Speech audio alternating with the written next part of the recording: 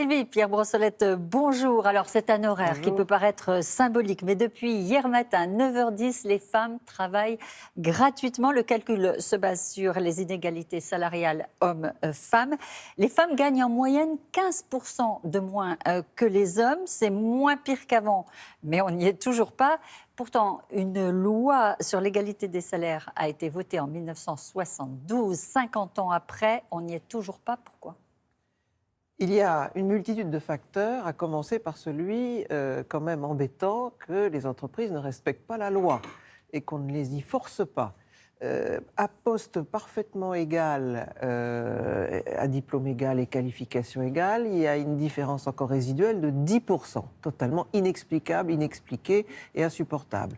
Après, le reste des inégalités, quand on fait tout confondu, les salaires totaux des femmes en moyenne et ceux des hommes, ça monte jusqu'à presque 30% les inégalités.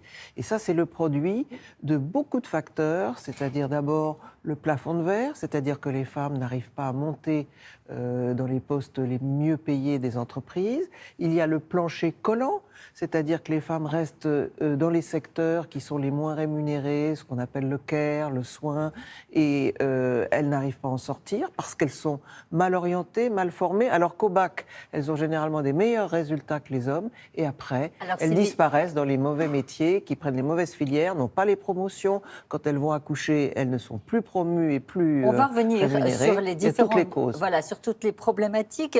Cette loi de 1972, elle existe. Comment peut-on la faire respecter ? Est-ce que ça doit passer, par exemple, par des sanctions ? Il me semble qu'il y a une bonne solution que je promeus au Haut Conseil à l'égalité entre les femmes et les hommes. C'est un terme qui peut paraître un peu barbare, légat conditionnalité, mais dont l'idée est très simple.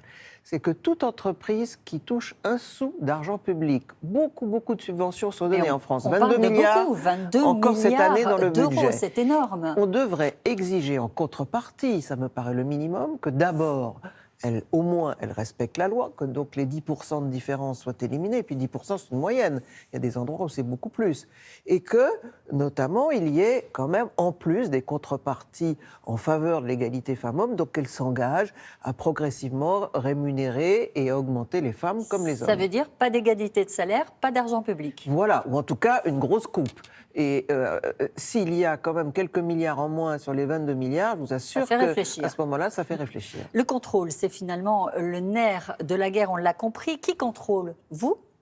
Le Haut Conseil de l'égalité femmes-hommes ? Oh non, nous, malheureusement, on constate les statistiques. Les statistiques sont relevées par l'INSEE. Et après, les contrôles, c'est par l'inspection du travail. Et c'est vrai que l'inspection du travail a énormément d'autres chats à fouetter que de regarder juste l'égalité femmes-hommes. C'est toujours le dernier sujet qu'on regarde. Il y a énormément de conflits du travail, d'autres normes à respecter. Mais évidemment, les femmes passent toujours en dernier. Et c'est un peu dommage, l'année de la grande cause, enfin les deux quinquennats de grande cause du quinquennat, qu'on ne s'y attaque pas frontalement. Il faut mettre le paquet. Non seulement l'égal conditionnalité, comme je vous disais, mais la formation des femmes, pour qu'elles ne soient pas confinées dans les métiers mal payés. Justement, la problématique, elle vient du fait que les femmes ont quand même, c'est la nature de leur emploi. Elles sont souvent infirmières, oui. aides-soignantes ou encore dans l'enseignement. Est-ce que ce sont ces salaires-là qu'il faudrait revaloriser ? D'abord, il faut les rendre plus mixtes. Parce que dès qu'il y aura des hommes dans ces métiers-là, vous allez voir que les augmentations vont pleuvoir. Il faut évidemment ne pas les y confiner. Il faut de ces métiers-là, mais il faut mieux les payer. D'ailleurs, au Québec, il y a une loi formidable qui dit que poste égal à valeur égale, eh bien, qu'une infirmière doit être payée autant qu'un chef de bureau. Et donc ça aussi, ça pourrait être une nouvelle disposition législative, dire que la valeur d'une infirmière est aussi forte qu'un chef de bureau. Alors, est-ce qu'il faut aussi convaincre dès le plus jeune âge les femmes, les jeunes filles, d'aller vers des métiers qui sont mieux rémunérés ? Bien sûr, et ça a été une catastrophe qu'on supprime les maths.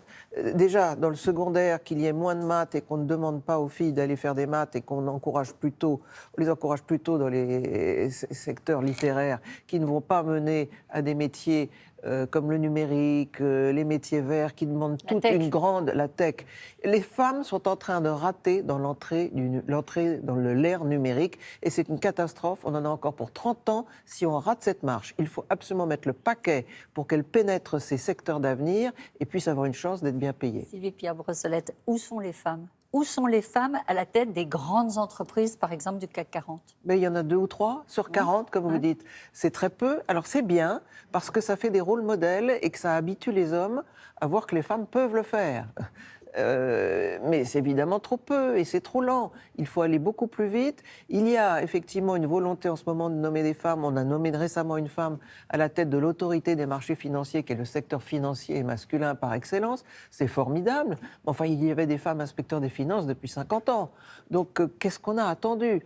Tout est comme ça. Mais le mouvement est en marche, mais il faut l'aider. Et malheureusement, il n'y a que quelques mesures contraignantes ou punitives qui peuvent accélérer le mouvement. Il y a beaucoup de professions, hein. On parlait de la tech notamment. Ce sont des nouvelles professions, un Eldorado pour les femmes aujourd'hui? Bien sûr, toutes les start-up, tous les métiers d'évolution énergétique.